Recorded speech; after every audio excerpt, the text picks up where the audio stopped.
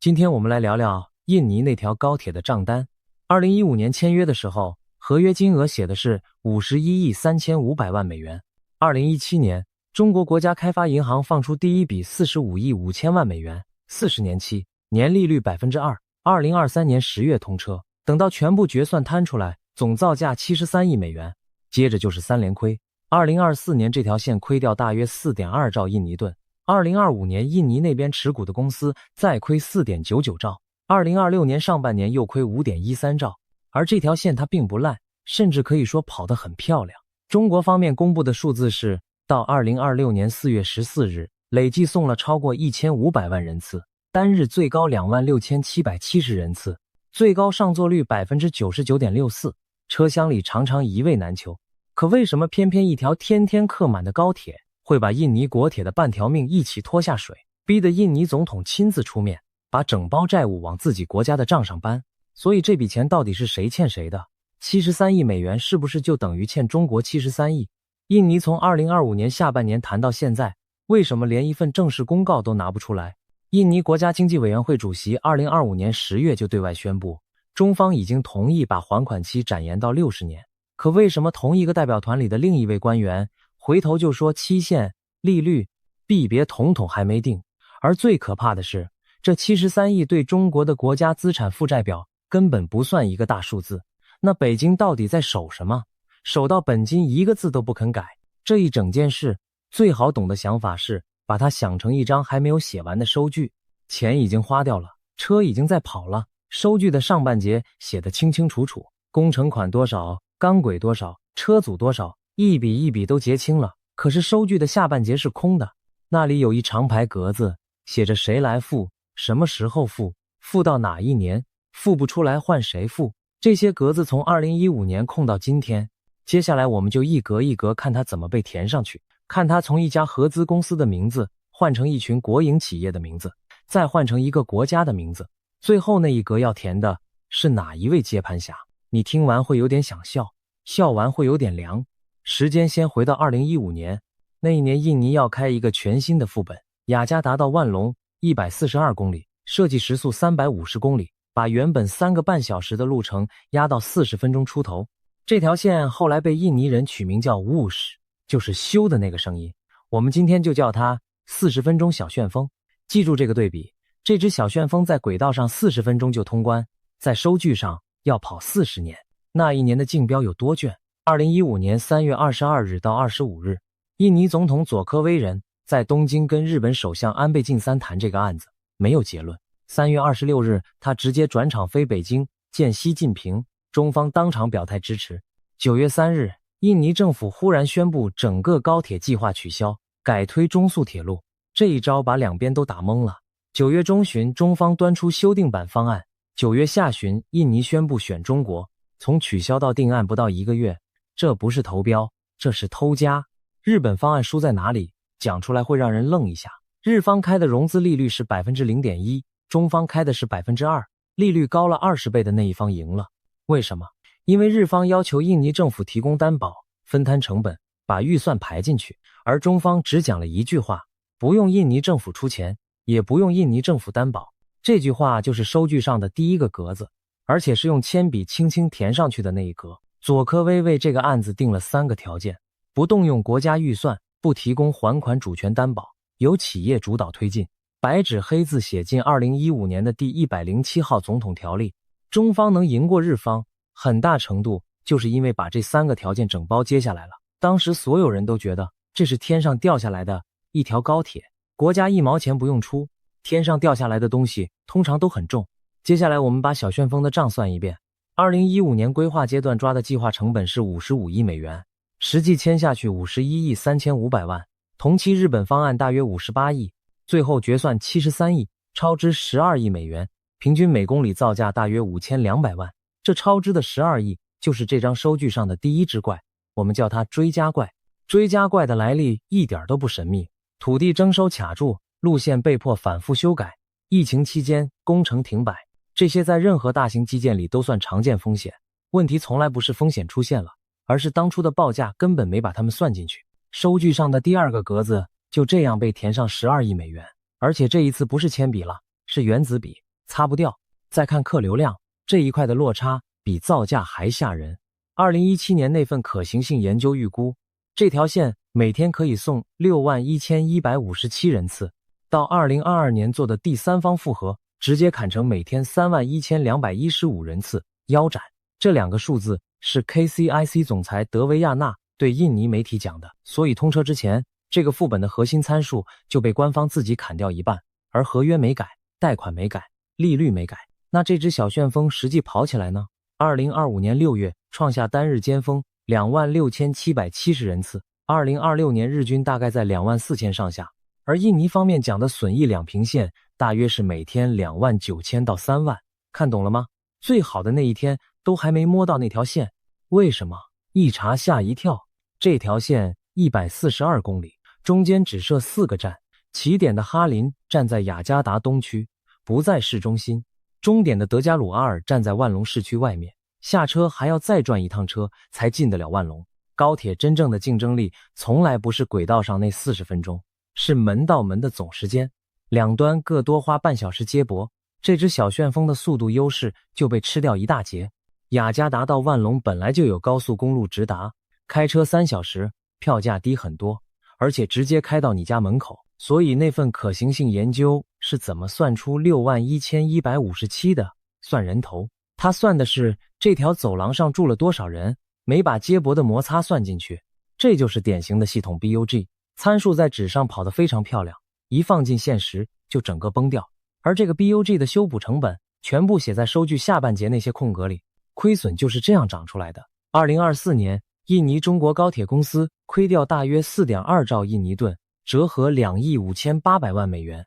印尼那邊持股的財團2025年虧 4.99 兆，2026年上半年再虧 5.13 兆。有一組對照更直白，這個項目每年要還的本息差不多是他票務收入的2倍，所以不是沒人搭，是搭的人再多也填不滿這個資本結構。接下來要講合約長什麼樣子，因為真正的難解全部藏在這一段裡面，而且這一段會出現第二隻怪。借款人叫印尼中國高鐵公司，簡稱 KCIC， 印尼國企聯盟持有 60%， 中國鐵路國際持有 40%， 它是一家合資公司，不是印尼政府部門。這個安排當年就是刻意設計的，要把債務關在企業層級，不要碰到國家的資產負債表。這個設計有一個很好聽的說法，叫做風險隔離。我們給它一個比較誠實的名字，紙糊防火牆。為什麼說紙糊？因為那 60% 的印尼股權根本不是一家像樣的公司在扛，是一個由多家國營企業臨時湊起來的聯盟，叫 PSBI， 裡面有印尼國鐵公司、營造商維查亞卡亞、收費公路營運商加沙馬加，還有一家種植園公司。一家種植園公司出現在高速鐵路的股東名冊上，它是來做什麼的？不是來經營鐵路的，是來湊資本額的。這位就是收據上的第二隻怪，我們叫他湊數股東。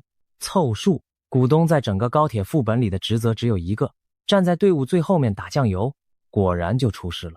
維查亞卡亞原本持有30%上下的份額，這家公司自己這幾年財務一直吃緊，根本沒有餘力再往裡面注資，紙糊防火牆的第一塊板子就這樣失掉了。到2025年底，這個聯盟的持股已經被壓成印尼國鐵 58.53%， 維查亞卡亞 33.36%， 加沙馬加 7.08%， 湊數股東 1.03%， 誰在扛一目了然，反正不會是那位湊數股東。代價是什麼？2026年上半年，印尼國鐵公司的淨利掉了 73.5%， 一家全國每天幾百萬人在做的國營鐵路公司，淨利被一條高鐵砍掉將近3/4，第一位接盤俠就這樣現形了。更難看的是這個聯盟的資產負債表，負債 21.55 兆印尼盾，資產 21.53 兆，資產已經蓋不住負債了。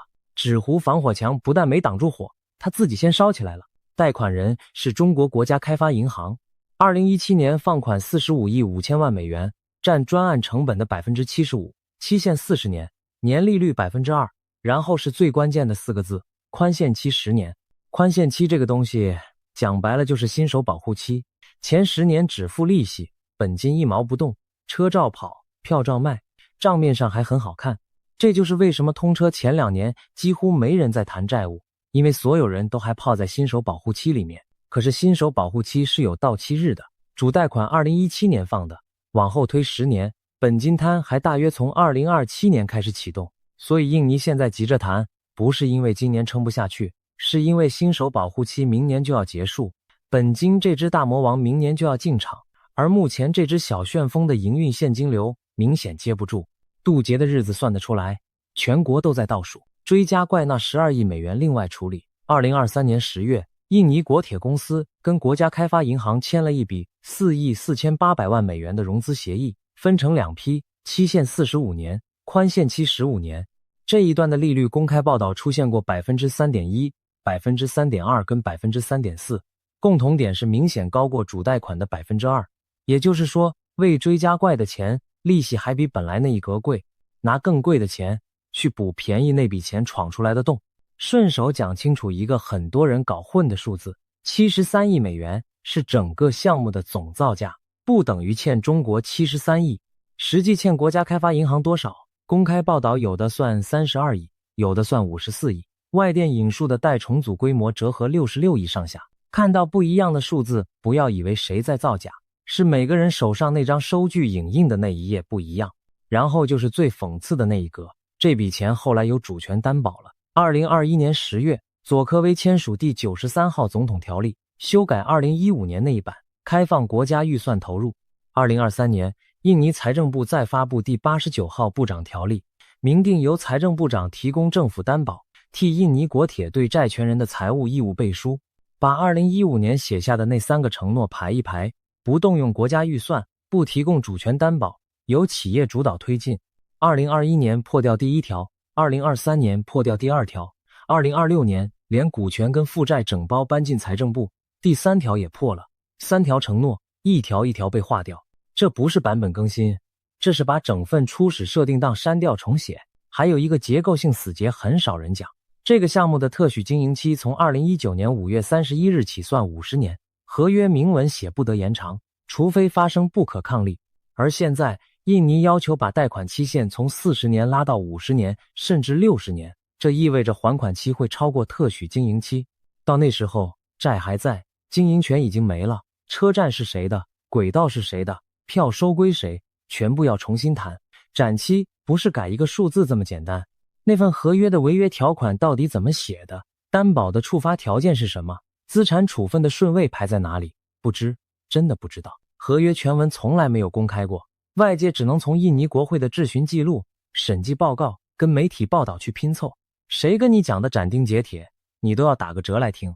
好，現在來到全片的核心問題。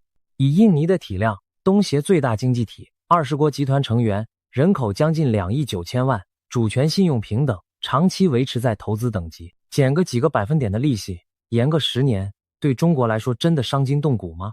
不會。這73億美元本身，對中國的國家資產負債表來說，就是一個零頭，所以答案根本不在這一筆錢上面。只要在印尼身上讓了一步，後面還有10幾個國家在看，這就是北京一句都不肯鬆口的理由。這不是一筆賬，這是一次定價。換個場景你會秒懂。想象一家餐廳，你這一桌吃完，賬單7300，你跟老闆說能不能算便宜一點？老闆看看你，再看看隔壁桌，隔壁桌坐着寮國、肯亞、伊索比亞、尚比亞、查德、斯里蘭卡、巴基斯坦、蒙特內哥羅、烏干達、坦尚尼亞，他們吃的是同一份套餐，簽的是同一套合約範本，耳朵全部豎着。老闆給你打了折，他還沒走回櫃檯，隔壁桌就會全部舉手。你以為你在殺自己這一桌的價，其實你是在替10幾桌人殺價。這個隔壁桌到底有多大？根據美國威廉瑪麗學院的研究機構 AidData 統計，從2000年到2021年，中國對外提供的開發融資總額達到1兆3400億美元，涵蓋165個國家，將近29985個項目，尚未償還的餘額估計落在1兆1000億到1兆5000億美元之間。這個規模的放款不可能一案一談，它高度依賴標準化的合約範本，同樣的擔保條款，同樣的違約定義，同樣的主權豁免放棄條文，在幾十個國家反覆出現。這是效率，也是枷鎖。範本的意思就是你改了一份，等於改了全部。而隔壁桌不只是在看，他們已經在排隊了。AidData 同一份研究指出，中國海外貸款組合裡已經進入本金償還期的比例是 55%， 到2030年會上升到 75%。 也就是說，未來這幾年一批接一批的國家會走完自己的新手保護期，然後排队來敲門。他們不是来借新錢的，是來談舊賬的。更要命的是印尼的身份，印尼不是那種真的還不出錢的窮國，他是這一桌裡條件最好的客人。如果連印尼都能談到本金減免，那寮國、尚比亞、查德這些真的周轉不過來的國家，憑什麼還要照約還錢？趁你病要你命這句話在這裡要倒過來講，你越健康，我越不能給你打折。還有一層原因來自中國自己的制度，國有金融機構的海外貸款要打折，不是哪一位行長簽個字就算數。中國對國有資產流失有明確的追責機制，決策失誤造成的損失要回頭問責，不會因為人退休就結束。所以理性選擇一定是往後拖，不是往下減。拖着，賬面上還是一筆完整的資產，收據那一格還是滿的，減了，那是當期認列的損失，要有人具名扛。所以中方能給的是什麼？延長年限，調整高低利率貸款的結構，把每年的還款額度攤平，甚至換一種幣別計價，這些都能談。但是本金一分不能少，合約基礎一個字不能改，時間可以讓，規則讓不得。這也解釋了那個怪現象。2025年10月，印尼國家經濟委員會主席盧胡特對外宣布，中方已經同意展延到60年。可是幾乎同一時間，印尼主權基金 Danantara 的營運長多尼講的版本完全不同。他說談判還在進行，期限、利率、還款幣別都還沒敲定。這兩段話都是印尼方面透過媒體講的，中方從頭到尾沒公開確認過60年，也沒有任何一方公開宣布本金減免。中國官方同樣沒公開講過拒絕。公開資料能確認的只有一句，收據的下半截還在談，談的是格子怎麼排，不是總數怎麼減。中方少數幾次公開發言也指向同一個方向。2025年10月20日，中國外交部發言人郭家坤在例行記者會上回應虧損問題。他說，評估這個項目不能只看財務數據，還要看公共效益跟綜合回報。2026年6月，中國驻印尼大使王魯彤對印尼媒體說，談判進展順利，同時強調這筆債務不是一般的商業貿易欠款，是中國國家開發銀行針對這個專案投放的專項融資。翻譯出來就是這一格不能當成生意上的呆賬抹掉。現在我們來看隔壁桌那幾桌的賬最後怎麼結的，這就是印尼未來幾年的劇本選項。第一種結局，用資產換現金。斯里蘭卡的漢班托塔港，2017年7月，中國招商局港口跟斯里蘭卡方面簽下99年的特許協議，中方付出11億2000萬美元，取得營運合資公司的多數股權。這件事常被講成債轉股，這個說法必須修正。原本欠中國進出口銀行的貸款並沒有被註銷，斯里蘭卡拿到的是一筆現金，拿去補外匯存底，債還在，協議也沒改，更沒有違約。而且這個港口蓋在當時斯里蘭卡總統的家鄉選區，早期評估就不看好，是政治決定壓過商業判斷。斯里蘭卡後來的債務危機主要壓力來自國際主權債券市場，不是單一的中國貸款。學界對債務陷阱這個說法質疑很多，因為他把借款國自己的責任簡化掉了，收據是兩只手一起簽的。第二種結局，只延時間不動本金。伊索比亞到吉布地的鐵路主線那一筆由中國進出口銀行放款24億9千萬美元，2018年9月4日雙方完成重組，貸款期限從15年延長到31年，也就是從2028年推到2044年，其中2筆的寬限期還從6年延到11年。注意，延的全部是時間，本金1毛沒動。另有報道指出，中國出口信用保險公司為這個項目認列了大約10億美元損失，那是保險端吞下去的，不是債務減免。而這條線後來還真的飛升了一次，2024年第4季，他宣布通車以來首次單季轉盈，所以不能一句話把一帶一路的鐵路全部說成爛尾，這條走出來了。第三種結局，用別的部門的經營權來抵。寮國中寮鐵路造價59億美元，相當於寮國1/3的國內生產毛額，但寮國在鐵路上的直接保險其實有限，政府分5年注入2億5千萬美元股本，另外向中國进出口银行借4億8千萬。真正壓垮寮國財政的是電力部門，累計債務大約50億美元。於是2020年，中國南方電網以6億2500萬美元取得寮國國家輸電公司90%的股權，租期25年。一個國家的書電網經營權就這樣被填進收據的空格，當了接盤俠。而那條鐵路的營運面反而不差，到2025年12月2日通車滿4年，累計運送超過6250萬人次。它的問題不是沒人搭，是這個國家整體的債務結構撐不住，車廂裡熱鬧得很，收據上冷得要命。第4種結局，工程繼續蓋，錢換別人出。蒙特內哥羅的巴爾到伯利亞雷高速公路，2014年10月跟中國進出口銀行簽下9億4390萬美元的優惠買方信貸，合約第8.1條寫明，放棄主權豁免，仲裁地點在北京，而這個國家人口不到70萬。到2026年2月27日，蒙特內哥羅簽下下一段6億9390萬歐元，承包商還是中國聯合體，但錢不是中國出的了。裁員換成歐洲復興開發銀行的2億歐元貸款，跟歐盟的1億5千萬歐元贈款，同一條路，同一批施工隊，收據上出資人那一格換了名字。第5種結局，長期補貼，硬撐。肯亞蒙巴薩到奈洛比的標準軌鐵路，主線貸款約36億美元，2015年又被追加怪咬了一口，再加碼15億延伸到奈瓦沙，營運頭幾年支出年年大於收入，靠納稅人補上。這裡有一件事一定要澄清，2018年曾經傳出肯亞把蒙巴薩港抵押給中國，後來查證是誤讀，源頭是肯亞審計長辦公室把港務局錯標成借款人，實際借款人是肯亞共和國。中肯雙方都否認港口是擔保品，合約裡真正存在的只有主權豁免放棄條文，這種賬不能亂扣。第6種要單獨拿出來講，因為它證明中國並不是什麼都不讓。馬來西亞東海岸鐵路，2018年7月，政黨輪替後的馬來西亞政府以國家利益為由，直接下令承包商全面停工，談了將近1年。2019年4月12日，雙方簽署補充協議，造價從655億令吉砍到440億令吉，降幅 32.8%， 但是要看清楚他讓的到底是什麼，讓的是工程合約的價格，不是貸款的本金。價格可以砍，因為那是承包商的利潤空間，砍完中方施工單位還是有賺。本金不能動，因為那是銀行賬上的資產。馬來西亞當年砍得下來，靠的是工程還沒做完，手上還握着停工這張牌。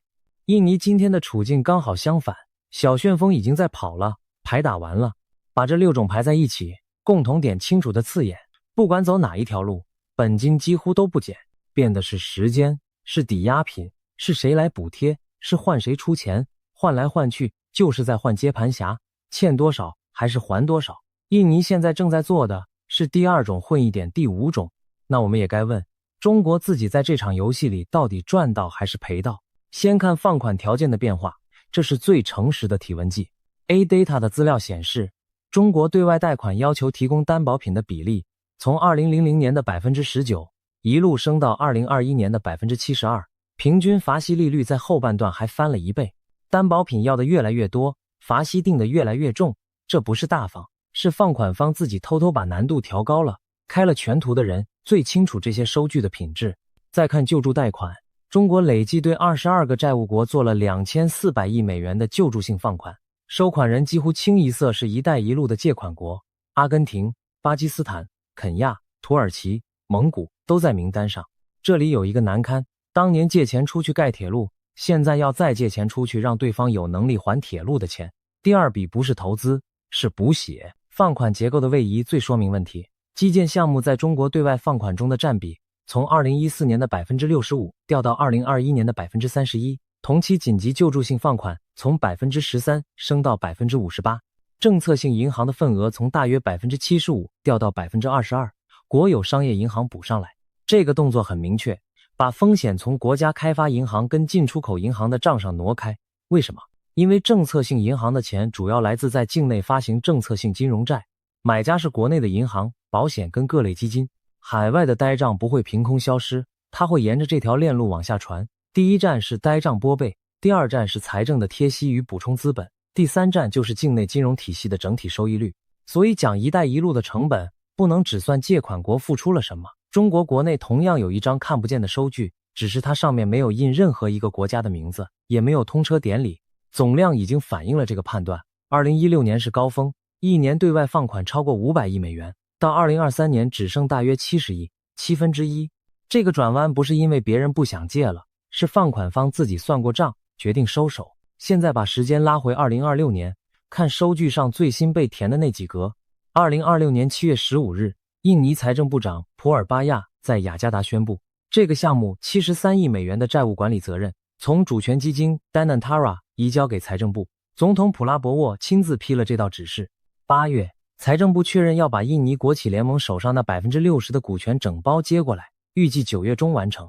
8月6日，印尼經濟統籌部長艾朗加表示，這個重組方案中方反應良好。而財政部長講了一句很妙的話，他說這樣不會加重國家預算負擔，因為資產跟負債會透過特殊任務機構來管理，也就是財政部旗下的 PTSMI 這類單位。聽起來很漂亮，對不對？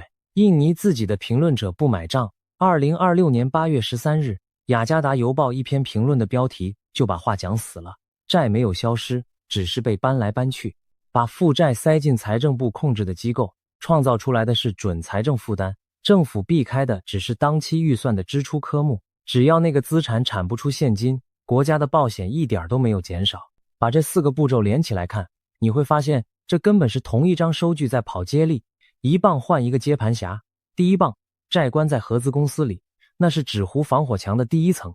第二棒，國營企業聯盟扛，紙糊防火牆失掉了，湊數股東連塊板子都算不上。第三棒，主權基金接手。第四棒，財政部接手，紙糊防火牆整面拆光。每一棒交出去的時候，官方講的話都一樣，這不會增加國家負擔。可是每一棒的距離都離納稅人更近一點。如果現在讓我們登入這個副本，三選其一。A. 當那個報價低、承諾3步把案子搶下來的投標方。B. 當那個開 0.1% 利率卻硬要政府擔保，結果被偷家的日本方案。C. 當那個40年後才知道自己簽了什麼的納稅人。你選誰？想都不用想，沒人這麼找虐吧？傻子才選 C。然而現實是，這一局裡面我們每一個人最後都是 C， 都是接盤俠，最後把整件事收一收。輸出基建這件事，收益跟成本落在完全不同的時間點上，也落在完全不同的主體身上。工程款是即期收入，2015年到2023年這8年，中國的施工單位、設備廠、鋼軌與機電供應商把73億美元裡的絕大部分變成了訂單、營收跟就業。連追加怪那12億也是同一批人收走的。收據的上半截早就結清了。貸款是递延風險，40年也可能被拉成50年、60年，掛在國家開發銀行的資產負債表上，一年一年往後拖。拖的过程中還要動用外交資源、救助貸款跟談判時間去維持它不爆。收據的下半截一格一格慢慢填，填到今天還沒填完。在這套模式裡，拿工程款的跟出貸款的根本不是同一個主體，承包商是工程集團，出錢的是政策性銀行。工程集團的績效指標是接單金額，銀行的績效指標是資產品質，兩邊的誘因從第一天就不一致。誰有動機把造價報低一點，把客流量估高一點，好讓案子先簽下來？答案很明顯，這不是中國獨有的毛病，全世界的大型基建都有，只是合約不公開的時候會被放到最大。所以這句話可以講得很直白，輸出基建賺的是工程款，賠的是往後20年的賬。而印尼這一刻教訓最清楚的其實不是利率，2%在國際融資裡真的不算苛刻，真正致命的是需求預估，61157變成31215，再變成實際的2萬多。任何一個靠票箱收入還本付息的項目，只要需求預估錯了1半以上，後面所有的財務工程都只是把痛苦攤平，不會讓痛苦消失。還有一個最容易被漏掉的格子幣，別。伊索比亞那條鐵路的財務困境有1半來自這裡，債務用美元計價，可是營運成本跟票箱收入全部是當地貨幣，本國貨幣一貶值，收入端縮水，債務端紋風不動，缺口就自己長出來。小旋風這條線一模一樣，債是美元，票收是印尼盾，誰吃這個匯差？搭車的吃。所以印尼這次的重組要求裡，除了展延跟降息，還包括調整計價幣別，而外界普遍預期中方會希望改成人民幣，因為那對北京來說不是讓步，是加分。回到那張收據，第一格填的是不用政府出錢，2021年被劃掉；第二格填的是不提供主權擔保，2023年被劃掉；第三格填的是由企業主導，2026年被劃掉；第四格填的是追加怪納12億；第五格填的是印尼國鐵被砍掉的 73.5% 淨利。第6格填的是一個叫做特殊任務機構的名字，那是大部分印尼人到今天都還念不順的單位。那最後一格呢？最後一格還空着，因為新手保護期還沒過完，等到2027年本季那只大魔王進場，那一格才會填上最後一位接盤俠的名字。而那個名字不會是合資公司，不會是國營企業聯盟，也不會是那位種植園來的湊數股東，會是每天照樣去搭那只小旋風的人。他們花20萬印尼盾買一張票，在40分鐘裡看着窗外的爪哇稻田飛過去，覺得這個國家真的變快了。他們沒有錯，這條線確實很快，只是收據上那一格的墨水是從他們的薪水裡調出來的，而隔壁桌還在等公告，他們手上那張收據也才寫到一半。